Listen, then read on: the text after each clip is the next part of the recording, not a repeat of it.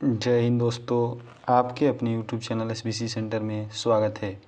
तो दोस्तों, आज हम गणित के कुछ इम्पोर्टेंट क्वेश्चंस को देखेंगे जो कि UP NMS 2016 गणित का क्वेश्चन है जो कि 2016 में पूछा गया था। तो दोस्तों, इसको आज हम कवर करने वाले हैं।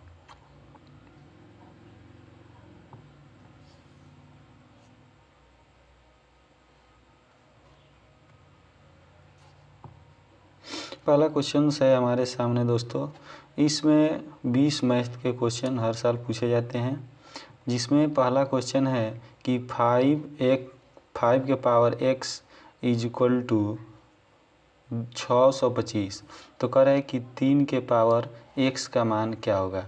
3 के पावर x का मान क्या होगा, यही इसमें पूछा गया है। तो दोस्तों, अगर इस तरह का क्वेश्चन है, यानी कि 5 के पावर x इक्वल टू 625 दिया है, तो इस 625 को भी हम 5 के घात के रूप में बदलेंगे। तो दोस्तों, 5 के घात के रूप में बदलने के लिए हम 625 को 5 से इस तरह से करके कटाते हैं। तो 5 से अगर इसको कटाया जाए तो हो जाएगा 5 एकम 5, 5 दूनी 10 और 5 पचे 25।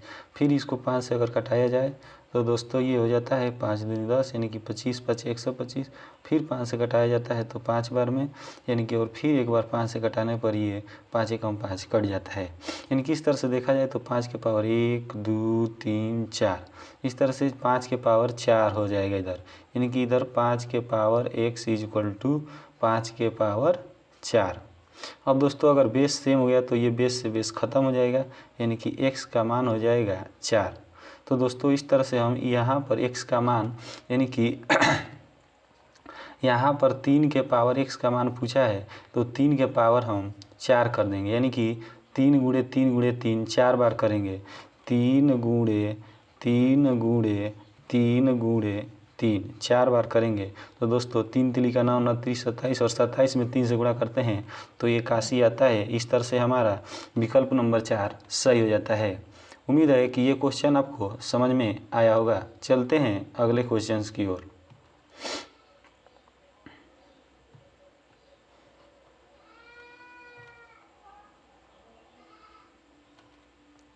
अगला क्वेश्चन आपके सामने है दोस्तों। अगला क्वेश्चन कर रहा है कि -5/11 का गुणात्मक प्रतिलोम क्या है। गुणात्मक प्रतिलोम ज्ञात करना है। तो आपको मैं बता दूं कि अगर किसी भी संख्या का गुणात्मक प्रतिलोम पूछे दोस्तों, तो इसका मतलब ये है कि उस संख्या में किस चीज़ से गुणा किया जाए जिसका मान 1 हो जाए। तो इसके लिए आपको आसान आपके दिमाग में रखना है कि किसी भी चीज़ का गुणात्मक प्रतिलोम मतलब दोस्तों उल्टा होता है। यानी कि -5/11 है ना, इसको आप कुछ नहीं करना है, बस उल्टा कर दीजिए। यानी कि 11 जो नीचे है वो कहाँ चला जाएगा, ऊपर, और जो ऊपर वाला है ये नीचे, और ये जहाँ पर माइनस था तो माइनस। यानी कि इस तरह से अगर देखा जाए तो -11/5 इसका सही जवाब हो जाएगा। यानी कि इसका सही जवाब नीचे विकल्प में दिया गया है, जो कि विकल्प 4 है, ये वाला। इस तरह से इसका सही जवाब हो जाएगा 4 नंबर, यानी कि -11/5। और थोड़ा दोस्तों एक बात और ध्यान रखिए, अगर व्युत्क्रम भी पूछे, व्युत्क्रम भी पूछ देता है, व्युत्क्रम, अगर व्युत्क्रम की भी बात करें तो सेम टू सेम यही प्रक्रिया। जैसे अगर मैं कहूँ कि 5/3 का व्युत्क्रम बताइए, तो आप क्या करेंगे, 3 ऊपर 5 नीचे, यानी कि ये इसका क्या हो जाएगा, व्युत्क्रम। और गुणात्मक प्रतिलोम भी पूछेगा तो अंश का हर और हर का अंश कर देंगे। यानी कि आप अगर अभी परिभाषा आपसे कोई पूछे कि गुणात्मक प्रतिलोम क्या है, जैसे अगर मैं पूछूँ कि 3 का, अगर मैं आपसे पूछ दूं कि 3 का गुणात्मक प्रतिलोम क्या होगा, यानी कि 3 में किस चीज़ से गुणा किया जाए कि वैल्यू 1 हो जाए। तो दोस्तों, इसके लिए बताइए, यहाँ पर कुछ नहीं तो 1 है ना। अब 1 को ऊपर हम ले लेंगे और 3 को नीचे। अब बताइए, 3 से 3 खत्म, यानी कि इसका वैल्यू क्या आ गया, 1। यानी कि इस तरह से आप समझ चुके हैं, किसी भी संख्या का गुणात्मक प्रतिलोम वह संख्या होती है जिसको आपस में गुणा किया जाए तो वैल्यू 1 प्राप्त हो। चलते हैं अगले क्वेश्चन की ओर।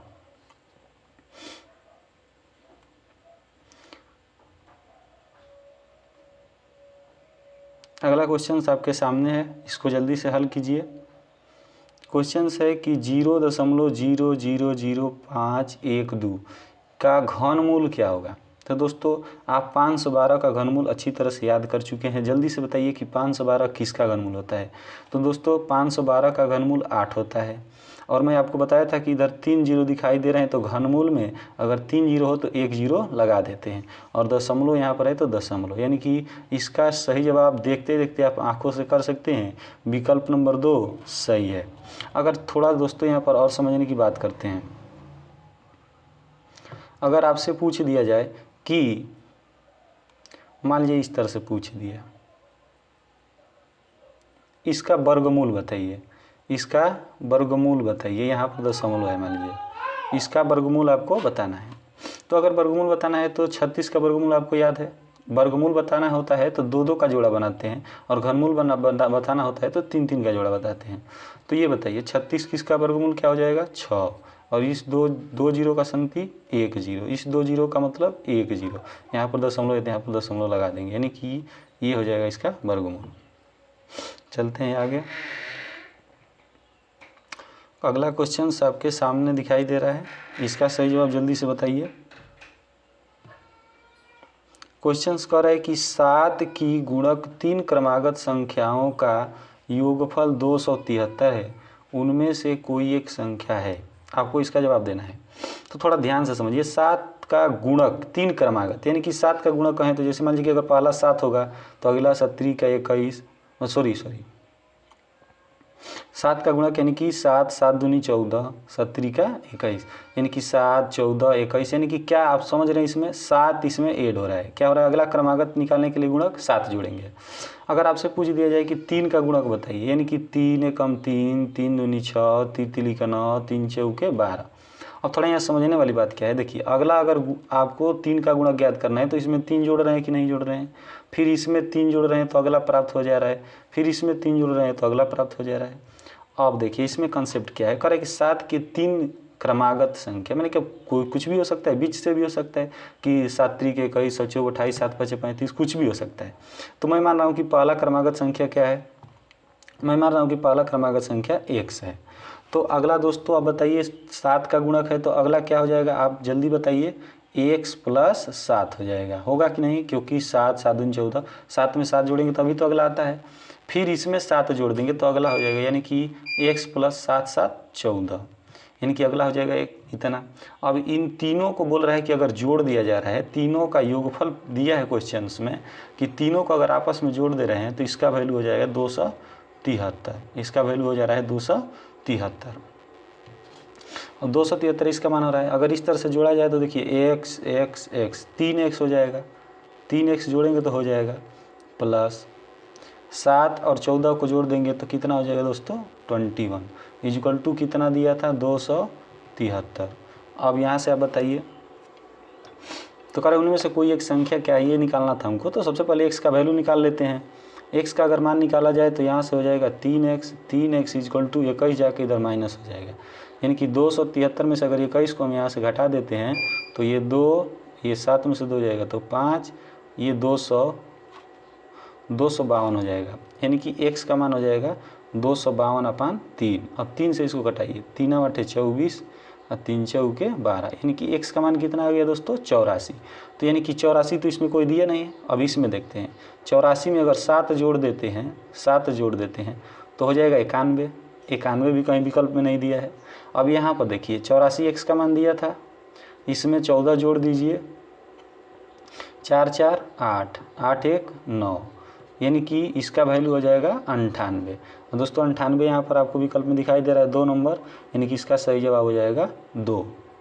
आशा है कि समझ में आ रहा होगा, कोई दिक्कत हो तो कमेंट कर सकते हैं। चलते हैं आगे की ओर।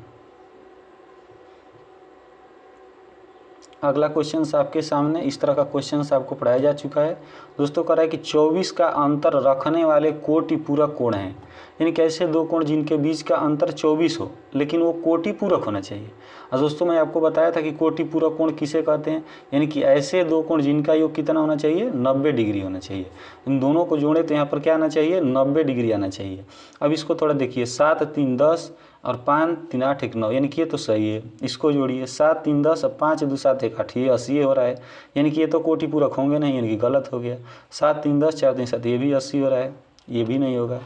ये देखिए 4 3 7, ये भी 80 हो रहा है, यानी कि ये भी कोटि पूरक नहीं होंगे, यानी इसका सही जवाब क्या हो जाएगा, ए नंबर।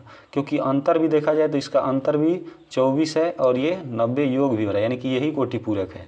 तो दोस्तों आपको समझ में आएगा। थोड़ा सा यहाँ पर एक और बात समझ लेते हैं, कहीं कहीं कोटि पूरक की जगह पर समपूरक भी आ जाता है। कोटि पूरक की जगह पर क्या आ जाता है, समपूरक। अगर आप समझ रहे हैं तो इसको जल्दी से बताइए, समपूरक क्या होता है, पूरक, समपूरक किसे कहते हैं, जल्दी बताइए। यानी कि हमने अभी बोला कि ऐसे दो कोण जिनका योग 90 डिग्री हो तो वो दोनों एक दूसरे के कोटि पूरक कहलाते हैं। जबकि यहाँ पर समपूरक में दोनों कोण का योग कितना होना चाहिए, 180 डिग्री होना चाहिए। जैसे अगर आपसे मैं पूछूं कि 120 डिग्री का समपूरक कोण क्या होगा, यानी कि 120 में क्या जोड़ेंगे कि 180 हो जाएगा, जल्दी से बताइए। यानी कि 60 जोड़ देंगे तो इसमें 180 हो जाएगा, यानी कि 120 का समपूरक कोण 60 और 60 का समपूरक कोण 120। तो ऐसा है कि ये भी चीज़ समझ चुके हैं। चलते हैं आगे की ओर।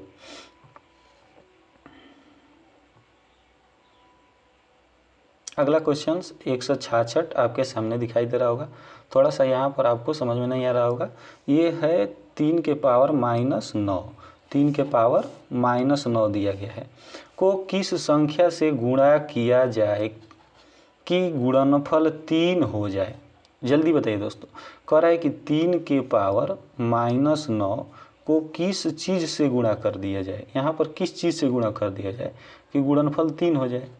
यानी कि आपको मैं बताया था कि बेस तो मैं सेम ले सकता हूँ दोस्तों, और गुणा होता है तो घात जुटता है। और इसमें हम यहाँ पर अगर 10 ले लें, थोड़ा ध्यान से देखिए, अगर 10 यहाँ से ले लें तो 9 और ये 10 दोनों आपस में जुड़ेंगे तो 3 के पावर 1 हो जाएगा, और 3 का पावर 1 का मतलब क्या होगा, 3। यानी कि आप देख सकते हैं इसका सही जवाब 4 नंबर यहाँ पर दिख रहा है। ये आशा है कि आप समझ चुके हैं। आपको मैं बताया था कि अगर a के पावर m है और गुणे a के पावर n है तो a के पावर m प्लस n हो जाता है। ये सूत्र आपको याद पड़ रहा होगा। चलते हैं आगे की ओर।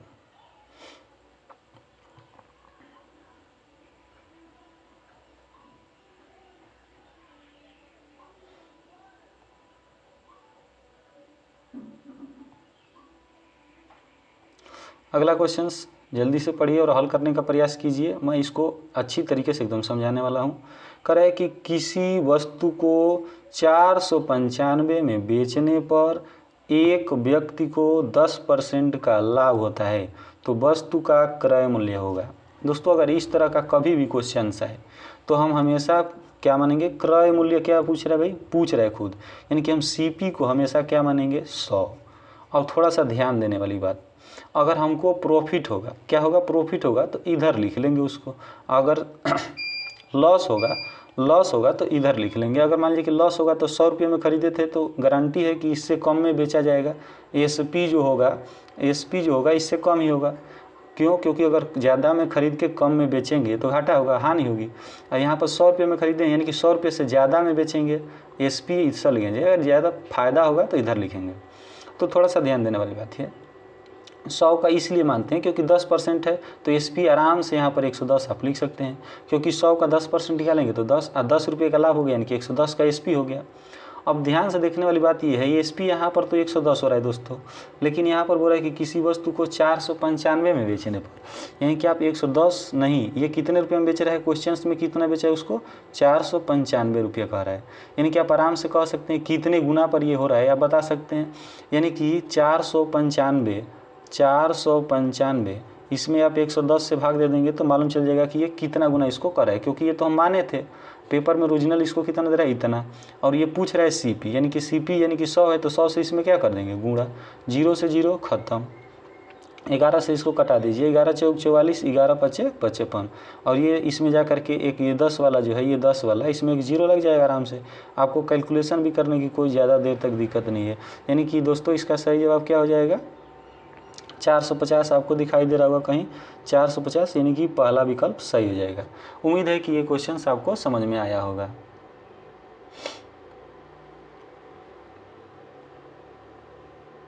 चलते हैं आगे की ओर।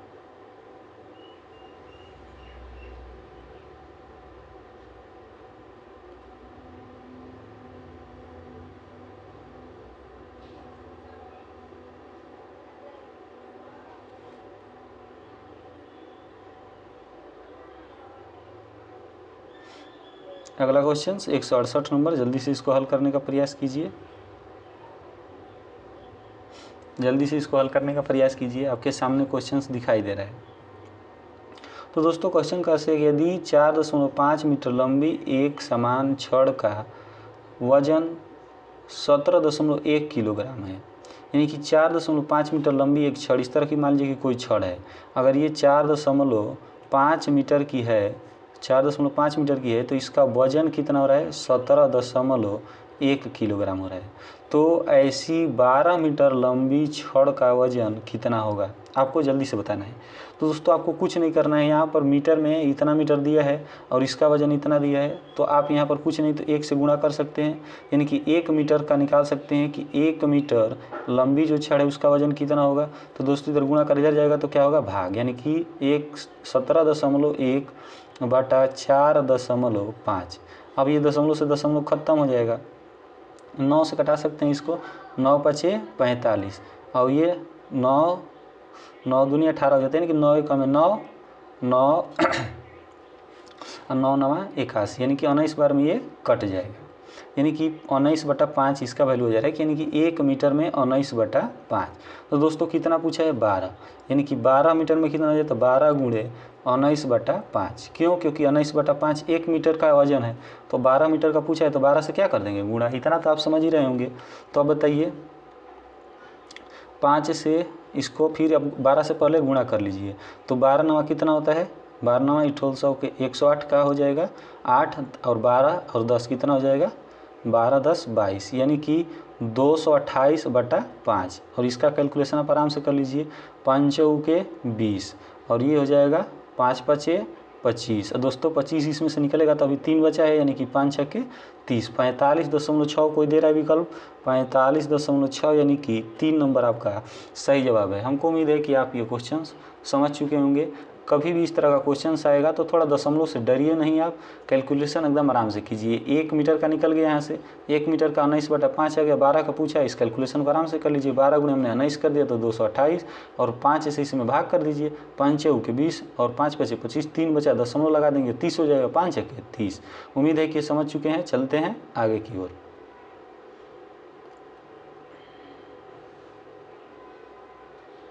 अगला क्वेश्चन कर रहा है दोस्तों, इसको थोड़ा सा ध्यान से पढ़िए। करे कि वह चतुर्भुज जिसकी केवल और केवल 2 ही भुजाएं आपस में समांतर होती है क्या कहलाता है? तो इसको विकल्प आराम से पढ़ना चाहिए। समांतर चतुर्भुज कर रहा है, तो दोस्तों समांतर चतुर्भुज में जो आमने सामने की भुजाएं होती है इस तरह का बनता है समांतर चतुर्भुज। तो ये और ये दोनों समांतर होते हैं, परस्पर ये भी समांतर होते हैं, यानी कि चारों भुजाएं परस्पर दो, एक ये और ये आपस में समांतर और ये आपस में समांतर होती है। तो इस तरह से ये क्या हो जाएगा? गलत हो जाएगा, क्योंकि इसकी दोनों आमने सामने वाली भुजा क्या हो रही हैं? बराबर हो रही हैं, समांतर हो रही है, सॉरी बराबर भी होती है, समांतर भी होती है। इसमें कह रहा है कि केवल 2 ही भुजा समांतर हो। पतंग दोस्तों, पतंग तो इस तरह से होता है, तो इसका तो नहीं होगा, ये तो इसी तरह से गलत हो जाएगा। अगर बात करें समलंब की अगर बात करें, यानी कि ये इस तरह से होता है दोस्तों, समलंब चतुर्भुज इस तरह से होता है, यानी कि ये आमने सामने की भुजा बराबर होती है, ये भुजा बराबर नहीं होती है, तो केवल 2 ही समांतर है, यानी कि इसका सही आंसर यही हो जाएगा। समचतुर्भुज मतलब यही समांतर वाला ही होता है, इसमें सभी बराबर होते हैं, सभी भुजाओं की जो लंबाई होती है क्या होता है? बराबर होते हैं।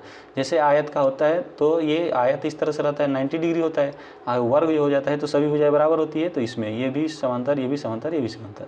तो उम्मीद है कि ये समझ चुके हैं कि ये भी गलत हो जाएगा, यानी कि इसका सही जवाब क्या हो जाएगा? ये समलंब। चलते हैं आगे की ओर।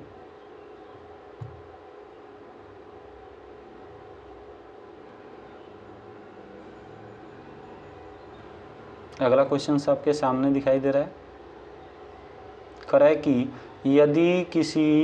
यदि किसी संख्या का 2/3 मूल संख्या से 10 कम है, मूल संख्या से इधर का है दोस्तों, इस पर ध्यान नहीं देना है, मूल संख्या से 10 कम है, यदि किसी संख्या का, ध्यान से समझिए क्वेश्चन, ध्यान से पढ़ना चाहिए। कह रहे कि यदि किसी संख्या का 2/3 मूल संख्या से 10 कम है तो संख्या क्या है? मान लीजिए कि मूल संख्या यहाँ पर कुछ बक्सा में रखा गया है, कह रहा है कि मूल संख्या का 2/3, मूल संख्या का 2/3 कह रहा है मूल संख्या से 10 कम है। अब दोस्तों बताइए 3 से कटने वाली यहाँ पर कोई संख्या यहाँ पर बक्सा में ले सकते हैं आप, तो मैं तो कह रहा हूँ कि 3 से कटने वाली संख्या आराम से 3 ले लीजिए। अब ये बताइए अगर 3 से कटा देंगे इसको तो 3 का जो 2/3 है वो संख्या क्या हो जाएगी 2। ये कह रहा है कि मूल संख्या हमने क्या माना था 3, ये इसका 2/3 क्या निकल गया 2। ये कह रहा है कि ये कम है कितना 10, लेकिन इस तरह से हम देख रहे हैं तो कितना कम हो रहा है 1। अब पेपर में कितना बोल रहा है कम 10, तो ये बताइए कितना गुना पर हो रहा है भाई 10 गुना पर। ओरिजिनल कितने गुना पर हो रहा है 10 गुना पर। तो पूछा है कि संख्या कितनी है, यानी कि संख्या जो 3 हम माने थे ये भी तो 10 गुना होगी, यानी कि 10 गुना करेंगे तो 3 का 10 गुना क्या हो जाएगा 30। यानी कि आप देखते देखते में इसका आंसर कर ले रहे हैं, देखते देखते में इसका सही आंसर क्या हो जाएगा 30। उम्मीद है कि आपको ये समझ में आया होगा। थोड़ा सा एक बार फिर से समझ लेते हैं। अगर इस तरह का क्वेश्चन रहेगा कि यदि किसी संख्या का, हमको मालूम नहीं है ये बक्सा में कुछ भी संख्या हो सकती है, का 2 का माने क्या होता है गुणा 2/3, यानी कि 2/3 हमने लिख दिया। कह रहा है कि मूल संख्या से 10 कम है, यानी कि अब 3 का 2/3 अगर निकालेंगे तो ये 3 से 3 खत्म, यानी कि 3 का 2/3 क्या हो जाएगा 2। और दोस्तों मूल संख्या में से अगर इसको कह रहा है कि घटा दे रहे हैं तो ये क्या आ रहा है 10, पेपर में दिया है 10, क्योंकि 10 कम है तो घटाएंगे तो 10 आएगा ही। लेकिन इस तरह से ओरिजिनल इसमें घटा रहे हैं तो 1 आ रहा है, यानी कि इस तरह से देखा जाए तो कितने गुना पर हो रहा है 10 गुना पर। 1 में 10 से गुना करेंगे तब तो ये प्राप्त होगा। तो ये भी संख्या भी जो है मूल 3 नहीं होगी, कितना होगी 10 गुना पर कितना हो जाएगा 30। चलते हैं आगे की ओर।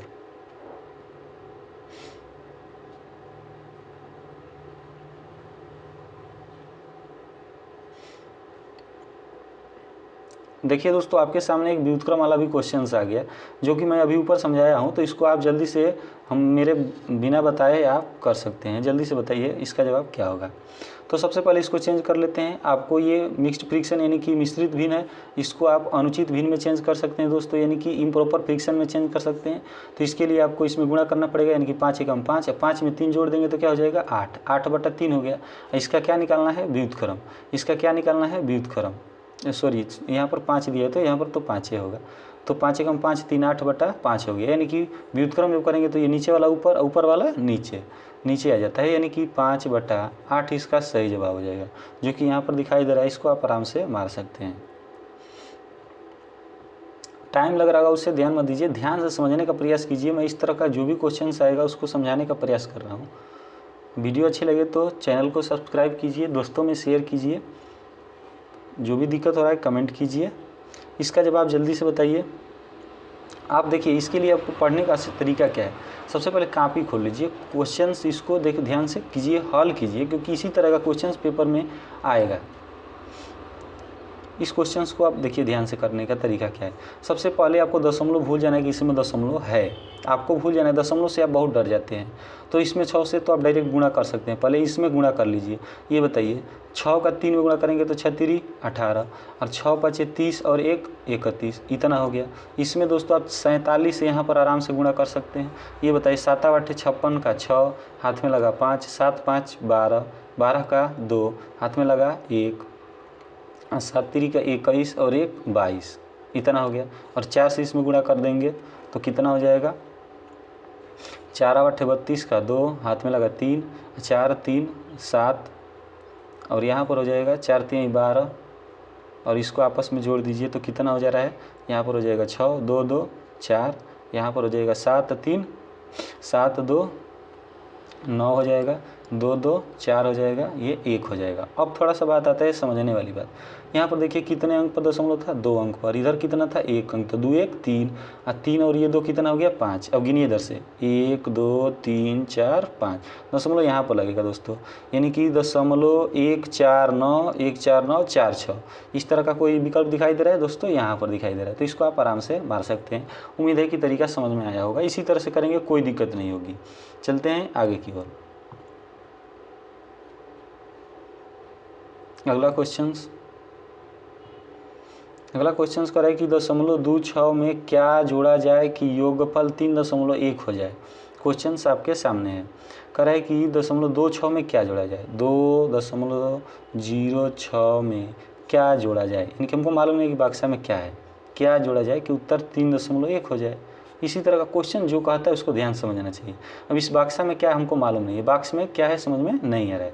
तो ये बताओ इधर इसका चिन्ह क्या है प्लस। यहाँ पर देखते हैं दोस्तों बहुत लड़के क्या कर देते हैं कि गलत कर देते हैं।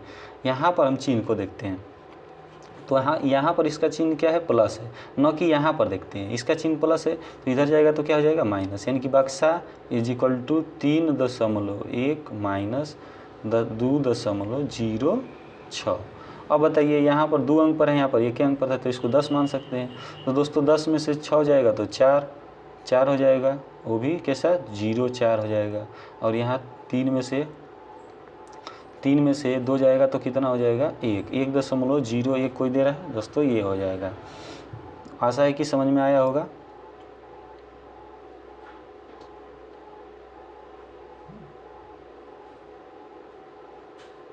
क्वेश्चन नंबर 174 को ध्यान से देखिए। कहे कि यदि किसी वर्ग का प्रत्येक विकर्ण 14 सेंटीमीटर, दोस्तों विकर्ण 14 सेंटीमीटर दिया है, लंबा है, तो उसका क्षेत्रफल क्या होगा, आप ध्यान से समझिए।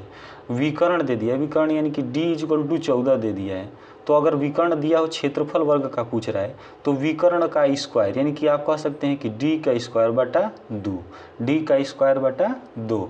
तो दोस्तों 14 का स्क्वायर कितना हो जाता है, 14 का स्क्वायर हो जाता है कितना 196। अब बटा में क्या कर देंगे 2, तो कितना हो जाएगा जल्दी से बताइए, ये बताइए 2 कितना हो जाएगा, 2 9 18 और 2 8 16, 98 सेंटीमीटर स्क्वायर, 98 सेंटीमीटर स्क्वायर। तो 98 कहीं दिखाई दे रहा है, ये वाला, यानी कि इसका सही जवाब क्या हो जाएगा 3 नंबर। अब याद रहना चाहिए कि अगर विकर्ण दिया हो तो वर्ग का क्षेत्रफल क्या होता है, विकर्ण का स्क्वायर, विकर्ण का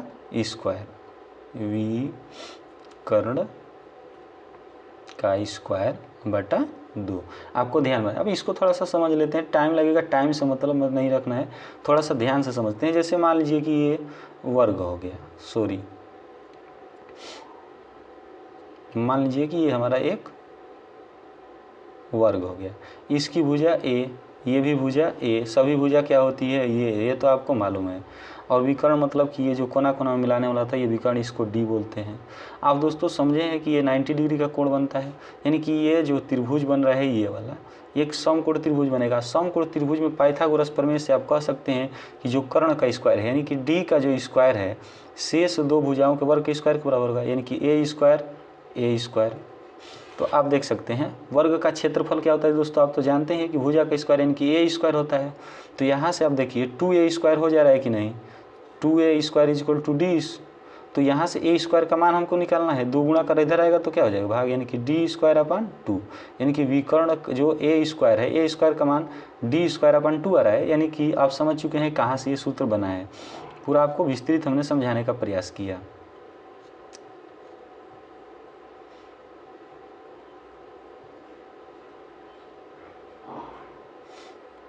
अगला सवाल आपके सामने है, कह रहा है कि एक फल विक्रेता के पास कुछ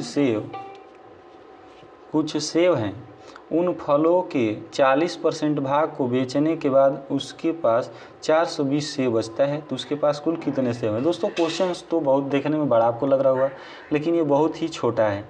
इसमें 2 चीज़ें दिया गया है दोस्तों, इसका मान 1% में दिया है और इसका मान एक सेब मतलब कि संख्या में दिया है। तो कह रहा है कि 40 जो % है भाग को बेच दिया गया। कोई भी चीज़ अपने आप में कितना % है आप जानते ही हैं कि 100% होती है।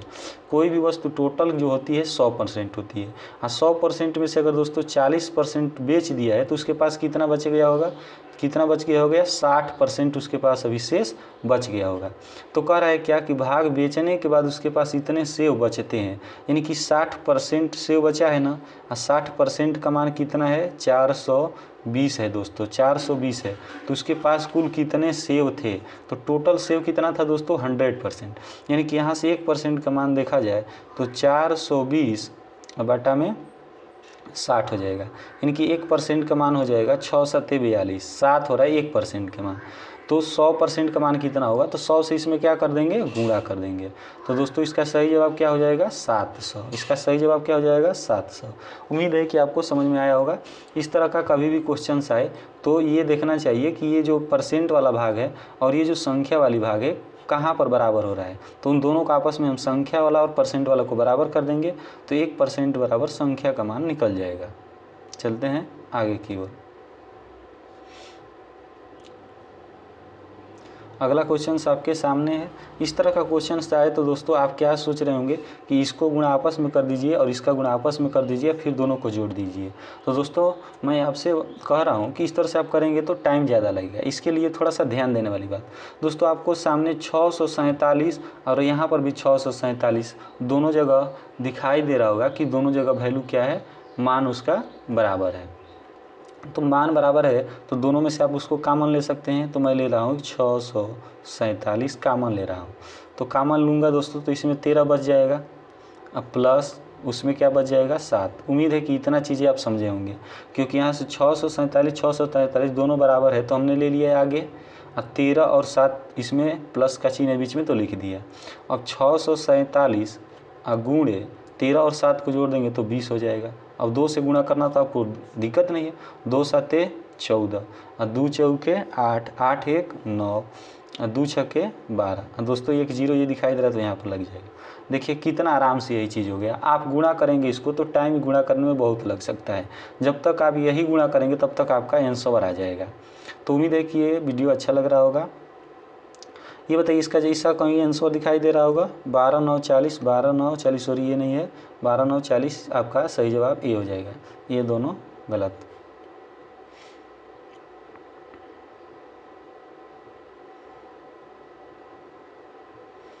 अगला क्वेश्चन,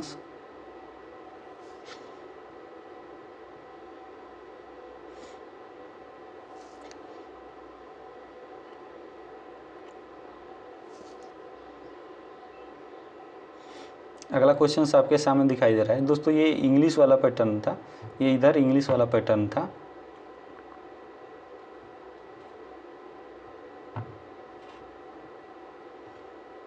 कह रहा है कि भिन्नो 2/3, 5/9, 1/2, 7/12 में सबसे बड़ा भिन्न क्या है।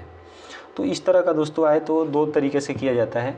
मैं आपको सबसे पहले इसके लिए आसान तरीका ये है कि अगर दो डायरेक्ट आप 3 से इसमें भाग कीजिए, 3 से इसमें डायरेक्ट आप भाग कीजिए। तो 3 से अगर इसमें आप भाग करते हैं तो 2 ऊपर छोटा है तो दशमलव लग जाएगा, और 3 से भाग करेंगे तो 20 बन चुका है, यानी कि 3 छक्के 18.6 हो गया। इसको देखते हैं क्या हो रहा है। 5 से इसमें भाग करेंगे तो 9 से भाग देंगे तो 50 बन चुका है, यानी कि 0.5 बनेगा। ये 0.5 बनेगा। ये देखा जाए तो ये 0.70 हो सका, यानी कि 70 हो गया है, यानी कि 12 5 60, ये भी 0.5 ही बनेगा। तो दोस्तों इसमें सबसे बड़ा क्या दिखाई दे रहा है, ये, यानी कि इसका सही जवाब क्या हो जाएगा 2/3। इसका सही जवाब हो जाएगा 2/3। उम्मीद है कि समझ में आ रहा होगा। इसका सही जवाब हो जाएगा 2/3। सबसे अच्छा तरीका यही होता है। नहीं तो जैसे 2/3, 5/9 है, इसमें चेक करेंगे सबसे पहले तो इसका मल्टीप्लिकेशन करके यहाँ पर लिखते हैं, इसका मल्टीप्लिकेशन करके यहाँ पर लिखेंगे तो उस तरह से टाइम लगता है। थोड़ा आप सब में चेक करेंगे। इससे अच्छा तरीका होता है कि अगर इस तरह का दे तो दशमलव में से इनडायरेक्ट, जैसे मान लीजिए कि 2/3 है, 5/9 है, दो समीकरण, दो केवल दिया रहेगा, भिन्न इसमें पता करना हो तो सबसे आसान तरीका यही रहता है कि 9 दूनी 18 यहाँ पर लिख दो और 3 5 15 यहाँ पर लिख दो। तो इसमें ये वाला बड़ा है तो ये वाला भिन्न इससे अपेक्षा बड़ा है। फिर अब इससे तो ये तो हो गया चेक कि इससे बड़ा है, फिर इससे चेक करेंगे तो इसके लिए 2 दूनी के 4 हो जाएगा, 3 एकम 3 हो जाएगा कि यहाँ पर भी 4 बड़ा हो रहा है, यानी कि इससे भी है तो ये भी ख़त्म हो जाएगा। अब इससे थोड़ा सा चेक करना पड़ता है। इससे चेक करेंगे तो 12 दूनी 24 हो जाएगा, ये 70 का 21 ही होगा, यानी कि ये 24 बड़ा है। तो सबसे बड़ा क्या हो रहा है, यही हो रहा है। तो इस तरह से करने पर थोड़ा टाइम लगा। जो मैं तरीका बताया वो उस तरह से अगर चेक करना हो, ज़्यादा अगर भिन्न आया हो तो वो अच्छा रहता है। ये क्वेश्चन थोड़ा धुंधला दिखाई दे रहा है, इसको मैं पढ़ रहा हूँ, ध्यान से आप समझिए। कह रहा है कि 10 लड़के एक खाई को 12 घंटे में खोद सकते हैं, तो 8 लड़के उसी खाई को खोदने के लिए कितना समय लेंगे। दोस्तों ध्यान से देखिए, अगर कहने का मतलब ये है कि 10 लड़के 12 घंटे में खोद रहे हैं, यानी कि टोटल काम कितना हो गया, टोटल जो वर्क है कितना है, यानी कि 10 × 12, यानी कि 120 टोटल वर्क है। और इसमें 120 एक लड़का अगर लगेगा तो 120 दिन में उसको करेगा। तो 8 लड़के कितने दिन में कर सकते हैं, तो 8 से इसमें आप क्या कर सकते हैं, भाग। तो दोस्तों 8 से इसमें भाग करेंगे तो कितने बार जा सकता है, 8 कम 8, 8 5 40, यानी कि 15 घंटा में इसको कंप्लीट कर सकता है। अगला क्वेश्चन,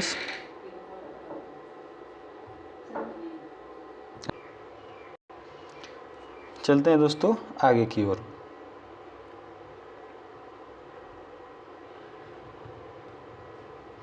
अगला क्वेश्चन है ये भी क्वेश्चंस आपको पढ़ाया जा चुका है, इसको आप जल्दी से करने का प्रयास कीजिए।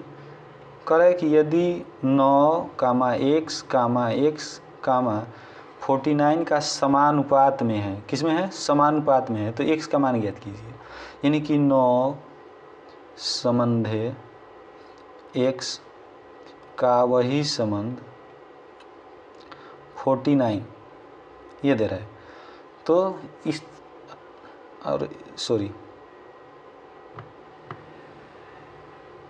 यहाँ पर x भी होगा, x संबंध है 49। तो इसके लिए मैं क्या तरीका बताया था कि जो साइड वाला किनारा होगा इसका गुणा आपस में करेंगे, और जो बीच वाला होगा इसका गुणा आपस में करेंगे, तो ये दोनों आपस में बराबर होंगे। यानी कि x गुणे x is equal to 9 into 49 ये हो गया। और दोस्तों x स्क्वायर हो जाएगा, ये x square is equal to 9 into 49। तो जब इधर से स्क्वायर हटता है तो इधर क्या लगता है, रूट लगता है। और दोस्तों 9 का वर्गमूल अगर देखा जाए तो क्या हो जाएगा, 9 का वर्गमूल क्या हो जाएगा 3, और 49 का वर्गमूल क्या होता है 7, और 7 का आपस में गुणा करेंगे 3 में, तो 7 का 21। इसका सही जवाब क्या हो जाएगा 21, जो कि विकल्प नंबर 4 सही है। आशा है कि ये बातें समझ में आ रही होगी। क्वेश्चन नंबर लास्ट वाला क्वेश्चन जो है आपके सामने है, इसको थोड़ा सा समझने का प्रयास करते हैं। कह रहा है कि इनमें से कौन सा कथन सत्य है। और दोस्तों कह रहा है कि माइनस जो 11 है 8 से बड़ा है। तो दोस्तों माइनस में जो संख्या जितनी बड़ी होती है उतनी ही क्या होती है, छोटी होती है। यानी कि ये बात क्या है, गलत है। अब ये कह रहा है कि -8 जो है -11 से बड़ा है, यानी कि जो संख्या माइनस में जितनी छोटी रहेगी वो उतनी ही क्या होगी, बड़ी होगी। यानी कि ये वाला जो मैटर है सही है। अब इसमें कह रहा है कि -11 और -8 की तुलना नहीं हो सकता, ये भी क्या है, गलत है। -11 और -8 का योग -3 है, ये भी गलत है, क्योंकि इसका योग करेंगे दोस्तों तो -11 और प्लस -8 और फिर ये प्लस माइनस हो जाएगा, यानी कि माइनस में हो जाएगा 19, यानी कि 19। तो इस तरह से देखा जाए तो इसका सही जवाब हो जाएगा 2 नंबर। तो आज के वीडियो में केवल इतना ही, मिलेंगे फिर से अगले वीडियो में। दोस्तों अगर अच्छा लगे तो अपने दोस्तों में शेयर कीजिए, हमारे चैनल को सब्सक्राइब कीजिए। इस तरह की वीडियो आपके चैनल पर डेली अपलोड किया जाएगा। जय हिंद।